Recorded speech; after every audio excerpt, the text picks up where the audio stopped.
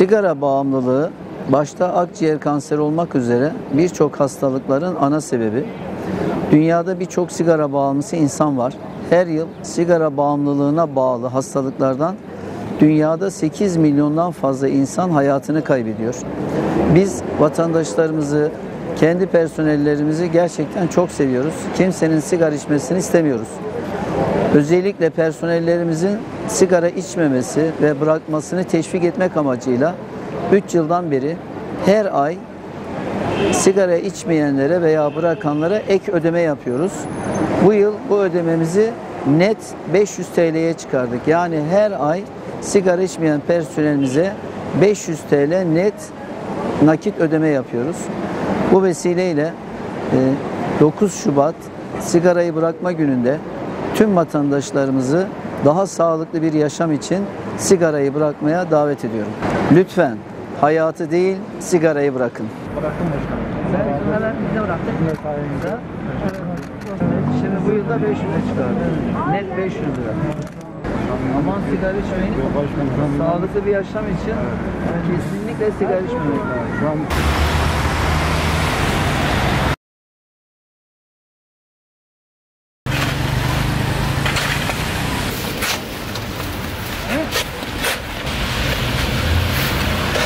Başkanımız teşvik sigarayı bırakmayla ilgili teşvik parası verdi. 3 yıldır ortalama içmiyorum. Şu an ortalama 500 lira kendi bünyem olarak kârdayım. 500 lira da başkanımın verdiği parayla ortalama 1000 lira sigara olarak kârdayım. Başkanımızdan Allah razı olsun.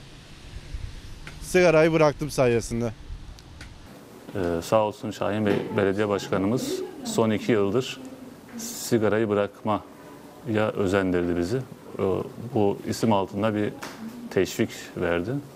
Bu da bizim için bayağı avantajlı oldu. 45 seneden beri bu sigara içiyordum. Şahin Bey Belediyesi Başkanımızın vermiş olduğu desteklerinden dolayı 2 seneden beri de bu sigarayı bıraktım. Şu anda güzel bir nefes alıyorum. Yani yürekten katılıyorum. Başkanımız da çok değerli bir insan. Bizi ara ara ziyarete gelir. Gerçekten de halkımız bıraksa, personel de bu sigara olayını bıraksalar ekonomimize can gelir. Kendileri de iyi olur.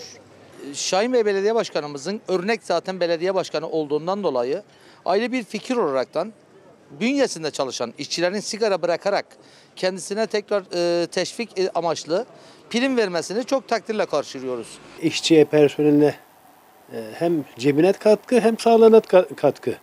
Yani bu devletimize de katkı. Yani ondan rahatsız olduğunda hastaneden, ilaçtan, doktordan vakit öldüreceğine burada işine gücüne bakıyor. Hem teşvik üstte para alıyor. Yani büyük bir hizmet. Bence herkesin sigarayı bırakıp bu teşvikten yararlanmasını istiyorum. Ben olsam yaparım yani.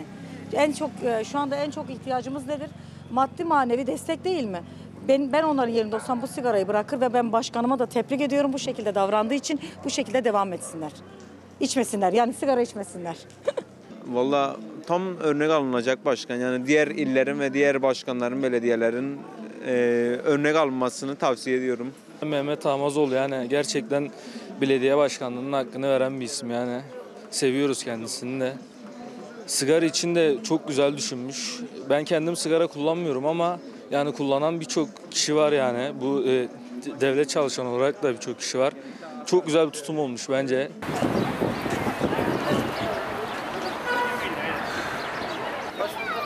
İyi baba. İyi Allah. Şöyle bir